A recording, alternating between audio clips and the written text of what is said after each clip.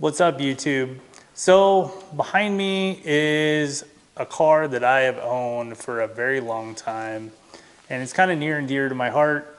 It's my 95 Mustang Cobra, and it is an actual 95 Mustang Cobra. So one of the things I've always wanted to do with it was go down to Texas Mile and make some passes. So this is going to be basically a build series over the summer of what it takes to put one of these together and pass tech at Texas Mile. So this is going to be kind of an overview of the car as it sits right now, and then we'll go over some of the changes that need to be made. So first off, so the engine that is in the car right now is a 4-valve mod motor, pretty typical build, especially in the mid 2000s. So Texas block, Cobra crank, Oliver billet rods, diamond pistons. It does have 1700 cc injectors in it. The intake is heavily ported, but it is a long runner, the one that's in the car right now. And I will be updating it to this guy. So I'm going to go ahead and stay with this style intake, and I'll be converting this one to a short runner.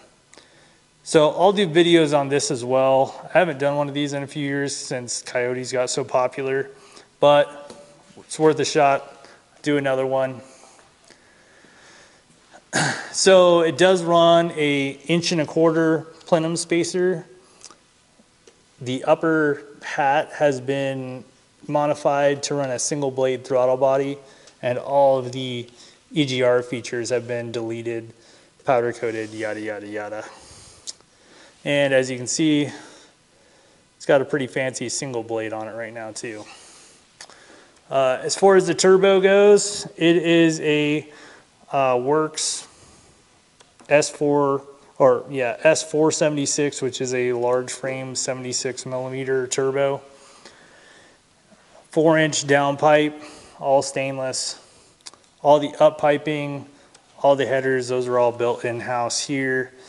And I did that a long time ago. And I actually had some people ask about this recently. Stainless coolant crossover. And I machined the fittings that go to these, so you can actually build one yourself if you want to. But anyway, so the car is going to get converted over to manual brakes. I'm going to take the Hydro Boost out. It's most likely going to lose the power steering as well. I'll most likely convert it to a manual rack. And it's going to have to get a cage put in it. So stay tuned for that. So yeah, stay tuned for the cage. Definitely be doing a cage install. And here's some of the other items going to get updated. So luckily I was able to call the guys at CSF.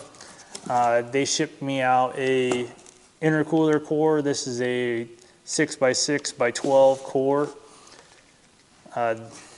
They recommended it would be adequate for what I'm doing and the power level I'm pushing. So that's that. 3.5 inch intercooler tubing is going to get swapped out, 3 inches going down the road. And then I'll be fabbing up the water tank for the back and all that good jazz. So, rear end, next item. So I actually have it over here on the bench. So here's the rear end. So it is an 8.8. It does have a Mosier 9-inch housing that uses the bolt pattern for typical Mustang brakes.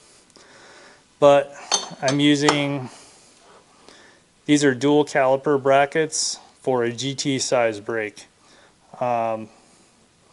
So that way I could get away from the cast iron ones. And I'm not going to run a twin caliper, it's only going to be a single caliper, but if this rear end ever ends up in my drift project, I can use these. Mosier light and flanged axles are going in it. This is the Mosier 33 spline spool. It's going to run a strange yoke and Ford Racing gear set.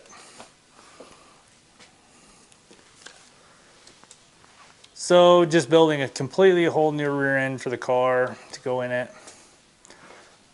The car does have full Maximum Motorsports suspension all the way around.